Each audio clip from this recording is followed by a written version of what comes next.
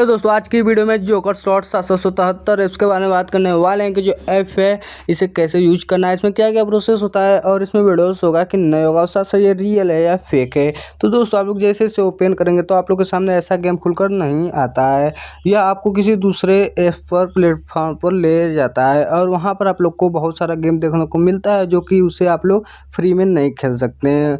उसे खेलने के लिए आप लोग को पेड करना पड़ेगा 50-100। आप लोग पेड कर गेम प्ले कर लेंगे और अपना पैसा इकट्ठा कर लेंगे तो जाएंगे जैसे आप लोग वीडियोस लेने, तो यह बोलेगा कि आप लोग पहले वीआईपी लेवल कंप्लीट करिए, इतना टास्क कंप्लीट करिए तब वीडियोस ले जाइए। तो दोस्तों आप लोग वीआईपी लेवल को भी कंप्लीट कर लेते हैं, फिर जाते हैं अपना वीडियोस लेने, तब भी वीडियोस नहीं होगा। क्यों नहीं होगा? क्योंकि ये जो ऐप है ये कहेगी कि 50-100 पहले इतना डिपॉजिट करिए तब वीडियोस ले जाइए।